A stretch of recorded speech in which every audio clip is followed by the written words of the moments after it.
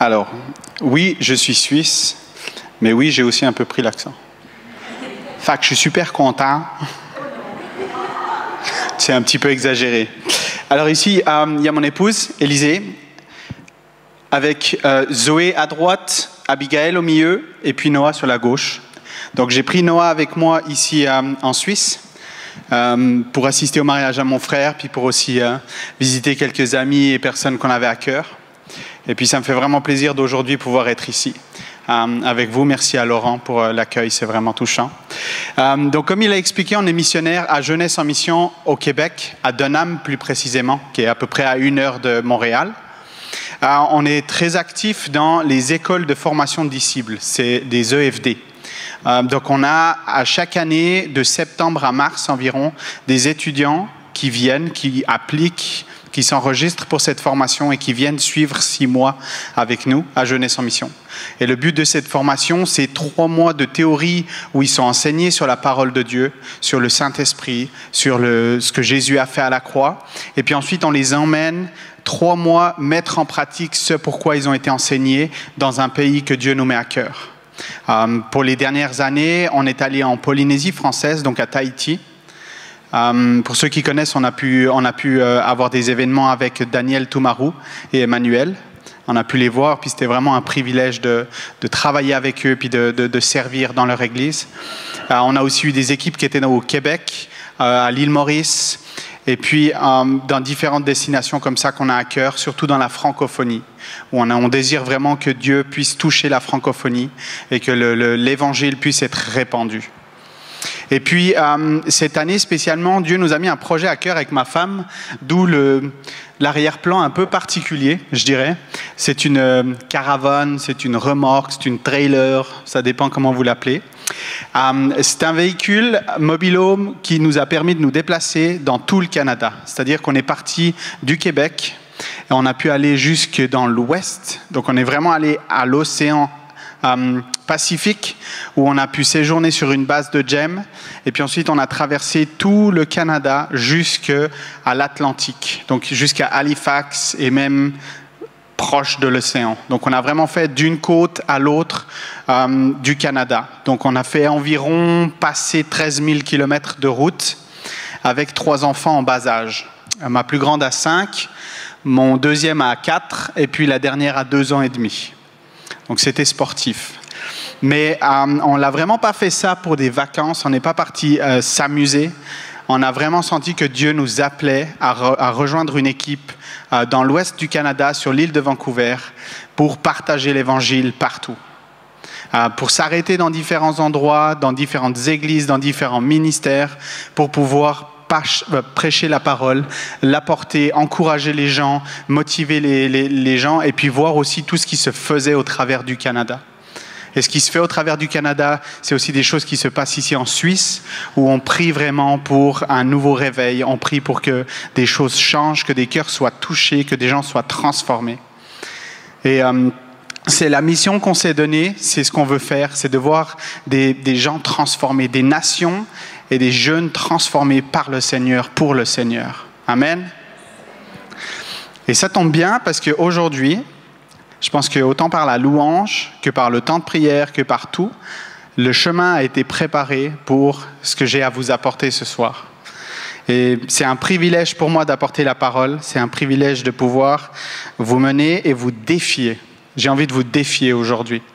Ça m'amuse, mais en même temps, quand je le dis, je me défie moi-même. Ça, je ne vous le cache pas. Le principal but, donc, comme je disais, de notre traversée au Canada, c'était d'apporter l'Évangile. Mais pas d'apporter l'Évangile comme ça a toujours été fait, mais de l'apporter d'une manière nouvelle et créative. Donc, si on réfléchit 2 minutes à l'Évangile qu'on connaît, un des versets les plus connus qu'on a, c'est Jean 3,16 et Jean 3,17. Je pense qu'on le connaît tous par cœur, parce qu'on est tous capables de le répéter. Amen. Car Dieu a tant aimé le monde qu'il a donné son Fils unique afin que quiconque croit en lui ne périsse point, mais qu'il ait la vie éternelle. Je vais juste déplacer le tranquillo parce qu'en fait ça souffle dans les feux.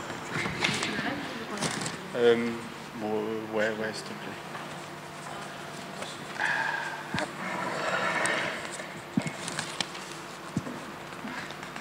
C'est le petit détail que j'avais pas pensé. Ouais, non, c'est correct. Et en verset 17, en effet, Dieu n'a pas envoyé son Fils dans le monde pour juger le monde, mais pour que le monde soit sauvé par lui. Amen. C'est une belle promesse. C'est une belle promesse. Et on l'a chanté ce soir, Dieu est bon. Dieu est bon en tout temps. On a prié pour la Suisse, on a prié pour ce magnifique pays qu'est la Suisse, pour l'héritage qu'a la Suisse aussi, au travers de l'Évangile. Mais pour qu'on puisse être transformé, pour qu'on puisse avoir accès à la vie éternelle, qu'est-ce qu'on doit faire? On doit se repentir. On doit changer d'attitude. On doit vraiment faire, c'est pas un 360, c'est pas un 90 degrés, mais c'est un 180 degrés. Par rapport à la vie qu'on menait, on doit se changer complètement de côté, partir en sens inverse, puis dire, OK Seigneur, je marche dans ce que tu as. On est d'accord? Je pense que c'est tout ce qu'on a fait. Qui s'est repenti? Qui a reconnu que Jésus est le Fils de Dieu, mort et ressuscité à la croix? On l'a tous fait. Amen. Combien d'entre vous avez répondu à cet appel? Tous. Donc, ce qui est magnifique, c'est que Jésus, une fois qu'on a fait ça, nous a donné une mission extraordinaire. Il nous a donné la mission, au travers de Jean 28, verset 19, d'aller et de faire de toutes les nations des disciples. Amen. Qui c'est qui est à l'aise avec ça? Qui c'est qui est à l'aise d'aller faire des disciples dans la rue? Ouais, je vois quand même quelques mains, c'est un encouragement. Amen. Qui c'est qui est à l'aise de partager l'évangile dans la rue? On n'est pas tous, hein? Souvent, on aime bien dire Jésus m'a sauvé. Puis on aime bien dire Jésus m'a transformé. Puis quand on dit tu veux témoigner, on dit pas aujourd'hui. Je me sens pas très bien, j'ai un petit peu mal à la gorge, je suis pas très à l'aise. Mais la réalité, c'est que c'est pas un appel que Jésus a donné juste à un évangéliste. Il n'a pas juste dit écoutez les évangélistes, allez à gauche, puis je vous donne cet appel, partagez l'évangile dans toutes les nations. Puis tous les autres se sont dit oh c'est bon, on est tranquille. Non, non. Il nous a donné cet appel à tous. Dès le moment où on a accepté Jésus dans notre cœur, dès le moment où on s'est repenti de la vie qu'on menait pour dire « je choisis de te suivre », cette mission est tombée sur nous. Mais ce n'est pas une mission qui est difficile, parce que Dieu est bon. Amen. On l'a chanté ce soir. Dieu est bon. J'ai pas entendu. Dieu est... Il est bon? Donc ce qu'il fait est bon. Donc le chemin par lequel il nous mène est bon. Donc tout est facile. Non, tout n'est pas facile. Mais Dieu est bon. Et Dieu travaille avec bonté. Mais la réalité, si on ne rentre pas dans l'activation de partager l'évangile aux gens qui nous entourent, qu'est-ce qui se passe? Ben, on prend le risque que le jour où Jésus revient, parce qu'on croit que Jésus va revenir, on prend le risque de ne plus jamais revoir ces personnes. Est-ce qu'on peut prendre 3 secondes pour penser à ces personnes qu'on connaît, dans notre famille, nos enfants, nos cousins, nos oncles, nos tantes, nos amis, ces gens qui ne connaissent pas la parole? On a prié avant. On a prié avant que Dieu transforme la Suisse. Et si Dieu décide de transformer la Suisse au travers de toi, si Dieu est en train d'appeler sur ta vie, de dire « je veux que tu ouvres ta bouche pour que ton cousin, pour que ta cousine, pour que ton oncle, pour que ton ami, pour que ton voisin de palier soit transformé par le Saint-Esprit. » Amen. Est-ce qu'on veut répondre à cet appel? Vous savez, oui, j'ai accepté de rentrer dans la mission. Ça n'a pas été facile. Pour être honnête, ça n'a pas été facile. Mais la réalité, c'est que j'ai choisi de rentrer dans la mission et de faire confiance parce que Dieu est bon.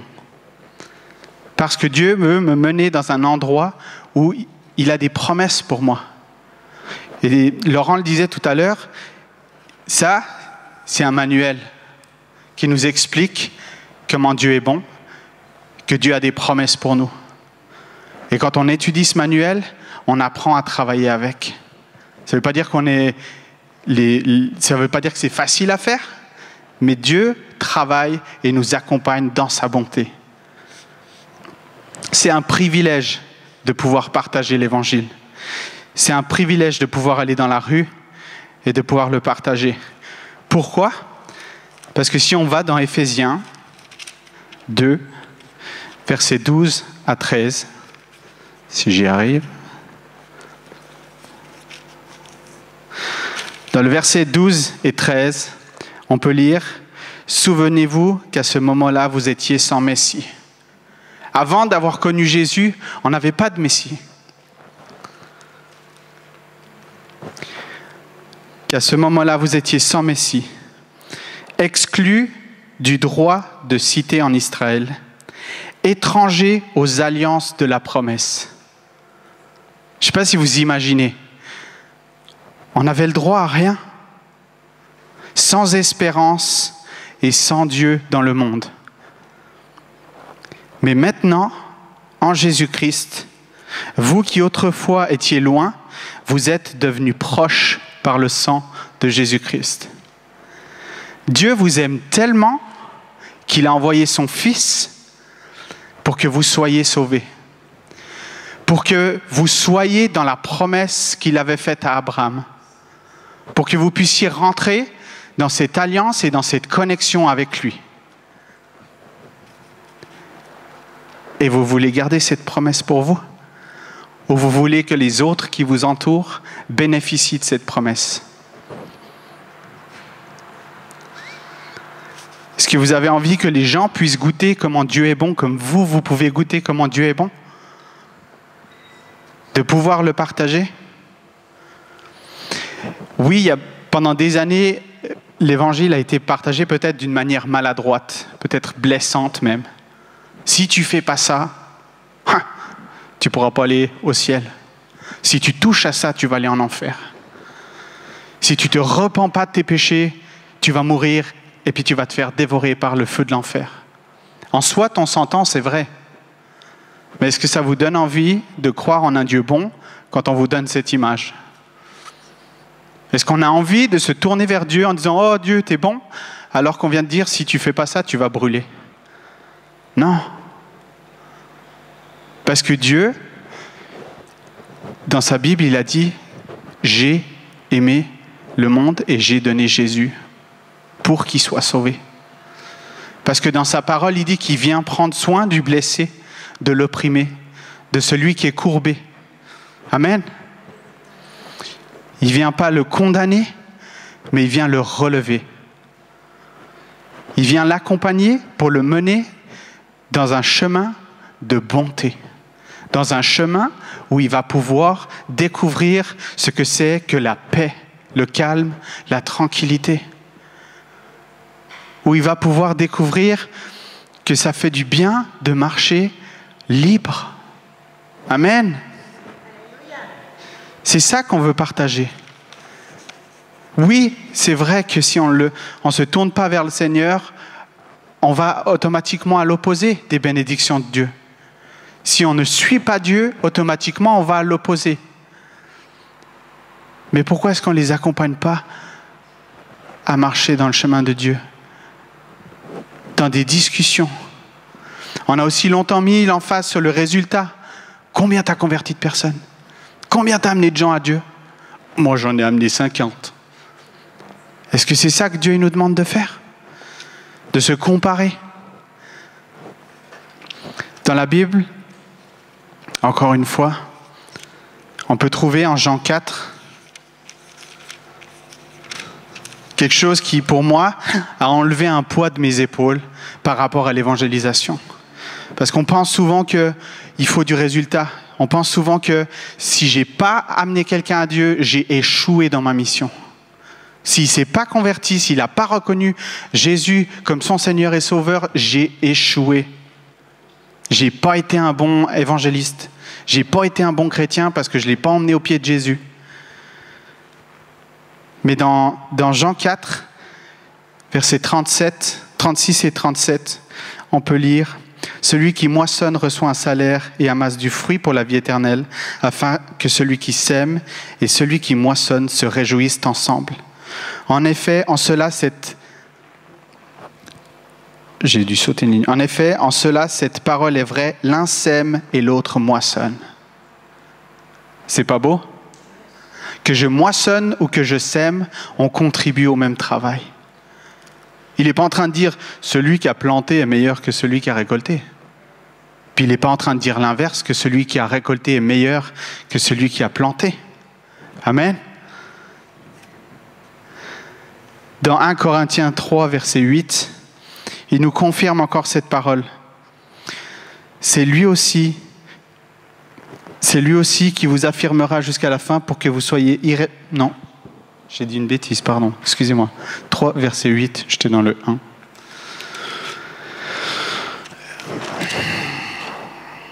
Là, celui qui plante et celui qui arrose sont égaux, et chacun recevra sa propre récompense en fonction de son propre travail. Si ça, c'est pas une promesse.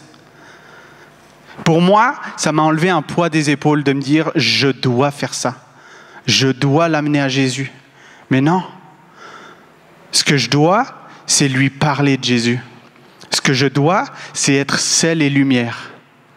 Mais ce n'est pas moi qui décide quand est-ce que son cœur se tourne à Jésus. Moi, je peux juste lui montrer le chemin que je suis, la bénédiction que je suis. Je ne suis pas en train de prêcher un évangile de prospérité, hein, on s'entend. Mais il y a des bénédictions quand je marche dans le chemin que Dieu a pour moi. Amen. Ça fait 3 ans que je suis missionnaire et j'ai vu des bénédictions avant d'être missionnaire. Parce que Dieu, il ne s'est pas juste dit un jour « Ah, il s'est mis à temps plein pour moi, je vais le bénir, puis je vais l'encourager. » Non, Dieu m'a béni avant même que je marche dans son chemin de missionnaire. Parce que je voulais marcher avec lui, parce que je voulais que Dieu me dirige. Dès le moment où je me mettais à sa volonté, dès le moment où je me mettais dans sa direction, Dieu bénit.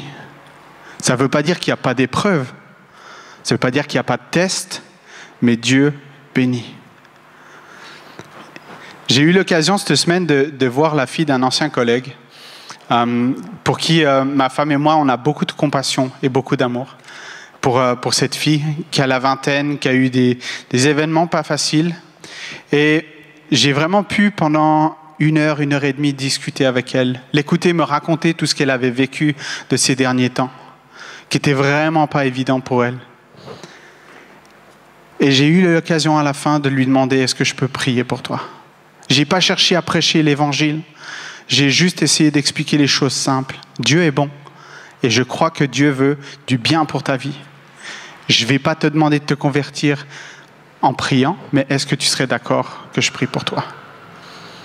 Ça fait 2 ans qu'on la revoit puis que j'ai l'occasion de chaque fois prier pour elle. Et chaque fois, il y a une graine qui est semée dans sa vie. Et cette année, elle a été capable de me dire, mais tu sais, l'année passée, quand vous avez prié pour moi, ça a changé quelque chose. Et de continuer à le faire. Peut-être qu'un jour, je pourrai l'amener à Jésus. Peut-être que c'est quelqu'un d'autre qui l'amènera à Jésus. Mais je veux croire que ce que je fais a de la valeur et transforme son cœur. Amen. Mais ce n'est pas compliqué. On était à Halifax pendant notre voyage. Puis c'était le jour du Canada. Le 1er juillet, et puis on a eu l'occasion d'aller se balader donc, dans la ville de Halifax, et le but c'était de faire un peu de l'évangélisation. Le but c'était d'accrocher des gens, de discuter, de parler de la parole, de prier pour de la guérison, pour n'importe. Et on se baladait dans un musée d'immigration à Halifax avec mes enfants et ma femme. Et puis il y avait une petite animation qui était prévue pour les enfants qui puissent jouer, monter des Legos. Puis ça faisait une grande fresque après. Puis ma fille s'est dit, ouais, ben moi je veux faire ça. Alors elle a commencé sa pièce. Puis on avait tous un t-shirt du Crossing, le nom de l'événement qu'on faisait pour traverser le Canada. Et puis elle a fait sa petite pièce, elle est partie l'amener au monsieur qui l'accrochait sur le grand mur. Puis en anglais, le monsieur lui a posé une question. Il faut savoir que ma fille, à la base, ne parle pas anglais. Ma fille, à la base, ne voulait pas parler anglais. Puis elle a appris petit à petit, durant le crossing, à communiquer, à faire quelques phrases, quelques questions, quelques mots. Et on est devant ce gars où elle donne le morceau de Lego qu'elle a fait pour qu'il soit accroché sur la fresque. Et le mec lui dit en anglais, il lui dit « Ah, mais le crossing, de quoi ça parle le crossing ?» Ma fille le regarde et lui dit « Le crossing, c'est à propos de Jésus. » C'est pas magnifique? Il n'y avait pas besoin de plus. Non, j'ai pas pu après discuter avec le gars pendant des heures parce qu'il y a d'autres gens qui sont venus au milieu. On a été interrompus dans la discussion. Mais je veux croire que rien que ça a semé quelque chose dans la vie de cet homme. Une enfant de 5 ans qui lui dit le crossing, c'est à propos de Jésus. C'était quelque chose qui était semé pour aller plus loin. Mais ça demande de rentrer dans l'inconfort. Qui aime rentrer dans l'inconfort? Si on devait maintenant aller dans la rue évangéliser, qui serait partant, debout, prêt à y aller? J'ai vu une main, c'est beau. Mais pour le nombre qu'on est, il y a quoi? 1, 2 mains qui sont levées? C'est peu. Et pourtant, on a tous cette mission. Amen. On est toujours d'accord, on a tous cette mission. Mais c'est un défi, ça implique.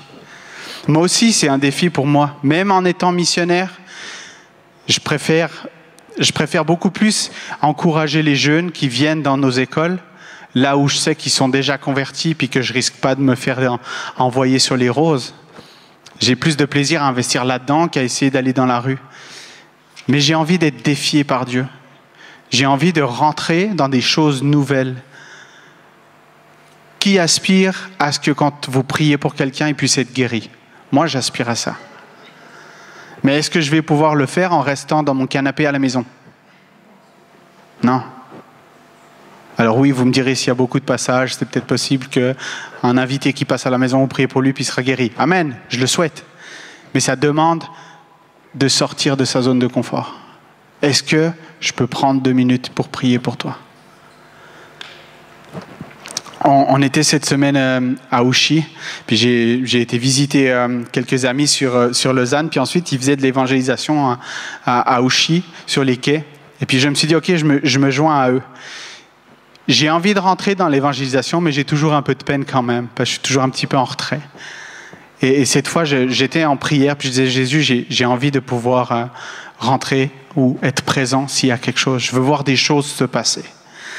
Et puis on prie, on était 4, il y avait 2 anglophones, 2 francophones, on faisait la traduction pour eux. Donc au pire, je me disais, c'est pas pire, je me fais traducteur, je suis tranquille. Et on est allé vers les quais, on se baladait, puis on a senti qu'on devait parler à une certaine personne qui avait un chapeau, une casquette rouge. Et puis pour finir, on ne trouvait pas, mais on a trouvé une dame qui avait un pull rouge, vraiment pétant. Puis on s'est dit, ok, on se regarde, on est un petit peu hésitant. Je ne sais pas si vous avez déjà fait de l'évangélisation de rue, mais c'est toujours un peu défiant. Et puis tout d'un coup, un de notre équipe se lance, il y va, il approche la dame, et puis elle lui répond, puis il se retourne vers moi, et il dit, j'ai pas compris ce qu'elle a dit, et elle parle pas français. Cette dame parlait suisse-allemand. Moi, j'avais 2 choix à ce moment-là. Dire, oh, c'est dommage, viens, on y va. Ou bien dire, écoute, j'en connais un petit peu du suisse-allemand, je veux bien essayer de... Et quelques minutes auparavant, j'avais prié, j'avais dit, Jésus, je veux voir des choses se passer. Et puis j'ai dit, ok, je rentre là-dedans, dis-moi, je vais essayer. On a eu une superbe discussion avec cette dame. Non, elle ne s'est pas convertie. Mais on a été une bénédiction pour elle. Parce qu'on a pu partager ce qu'on faisait, parce qu'on a pu partager les rêves qu'on avait. Et cette dame a vraiment été touchée. On a pu prier à la fin pour elle. Et elle nous a dit, cette rencontre restera gravée dans mon cœur à jamais. Pour moi, c'est une graine qu'on a posée dans sa vie.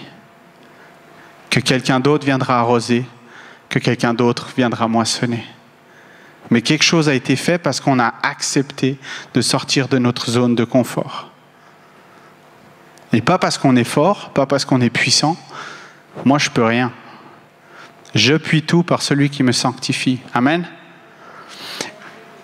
Il y a une citation que j'ai lue récemment dans un livre que j'ai beaucoup aimé du pape Paul VI qui disait « L'évangélisation n'est jamais possible sans l'action du Saint-Esprit. » Amen. Tu vas mourir en enfer si tu ne te convertis pas. Je ne vois pas vraiment l'esprit au milieu. Mais par contre, si on apporte avec amour, le Saint-Esprit révèle. Si on apporte avec douceur, le Saint-Esprit révèle. Est-ce que tu n'as pas une douleur au bras? Est-ce que je peux prier pour toi? Et une porte s'ouvre. Mais ce n'est pas parce qu'on est fort, c'est juste parce qu'on a travaillé avec le Saint-Esprit. Parce qu'on doit apprendre à marcher avec le Saint-Esprit. Dirige-moi. Je veux être un témoignage pour les gens, dirige-moi. Dans ma famille, dans mes amis. Ça a été une dure semaine pour toi. Écoute, je sais que c'est pas ton truc, mais est-ce que ça t'embêterait que je prie pour toi? Est-ce que je peux juste t'encourager dans cette semaine? Ça t'engage à rien. Tu vas pas finir à genoux en train de dire « Jésus !» Non, mais je veux prier pour toi si tu es d'accord. N'hésitez pas à témoigner aussi. Des fois, on se met vraiment la barre haute de dire « faut que j'aie fait tout l'évangile. Les 66 livres, il faut qu'ils sachent tout pour qu'ils se convertissent à Jésus. » Non. Dieu est bon.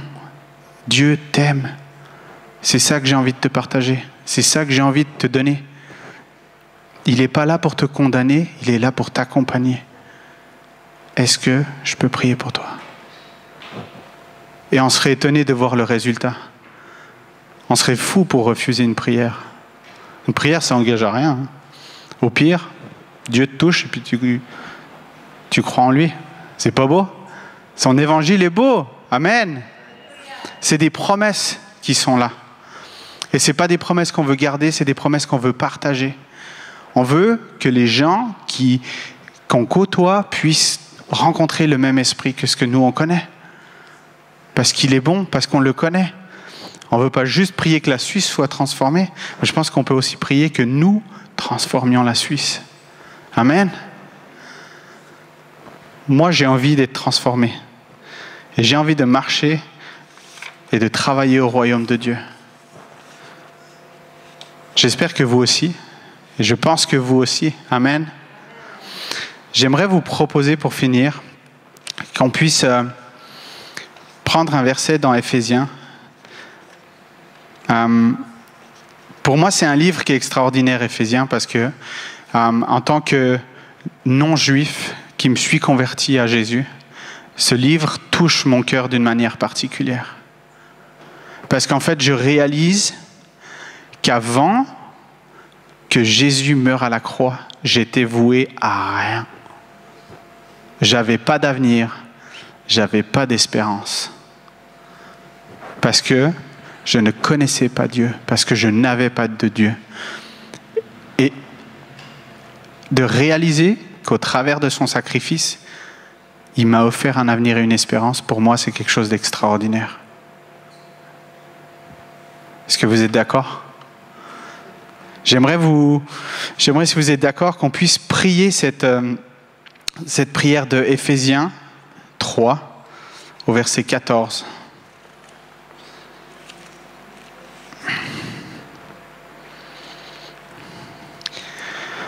Au verset 14, « Voilà pourquoi je plie le genou devant le Père notre Seigneur, de qui toute famille dans le ciel et sur la terre tient son nom. » Amen. Tout le monde sur la terre vient du Créateur. On est d'accord?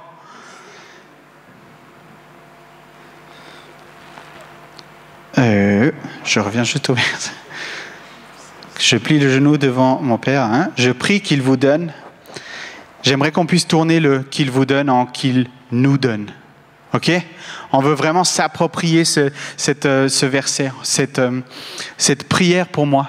Je veux qu'on puisse se l'approprier. Je prie que tu nous donnes, conformément à la richesse de ta gloire, d'être puissamment fortifiés par ton esprit dans tout notre être intérieur, de sorte que le Christ habite dans notre cœur par la foi. Et je prie que nous soyons enracinés et fondés dans l'amour pour être capables de comprendre avec tous les saints quelle est la largeur. Est-ce qu'on peut avancer ? La longueur, c'est avancé. La profondeur, la hauteur de l'amour de Christ et de connaître cet amour qui surpasse toute connaissance, afin que nous soyons remplis de toute la plénitude. À celui qui peut faire par la puissance qui agit en nous, infiniment plus que tout ce que nous demandons ou pensons. À lui soit la gloire dans l'Église en Jésus-Christ, pour toutes les générations, au siècle des siècles. Amen. Moi, je te prie, Seigneur, qu'il puisse y avoir des percées dans ces prochains temps, dans la vie de ceux qui choisissent d'être défiés par toi. Je te prie, Seigneur, qu'on puisse voir dans nos vies de tous les jours l'impact de notre désir de partager la parole. Seigneur, je te prie qu'on ne se sente pas maladroit, qu'on ne se sente pas bête. Et je veux vraiment lier toute pensée de l'ennemi qui voudrait dire « fais-le pas parce que tu vas te ridiculiser ». Et je te prie de donner des convictions, des directions et des paroles. Je te prie de donner de l'audace aussi, Seigneur. Viens convaincre chacune des personnes ici que ce n'est pas bête et que ce n'est pas trop tard de partager l'Évangile, mais que c'est le bon moment. La moisson est prête. Et je te prie, Seigneur, que tu puisses confirmer ça dans nos cœurs. Guide-nous et apprends-nous. Parce qu'on veut être transformé et on veut pouvoir transformer les autres. Grâce à toi, Seigneur. Amen.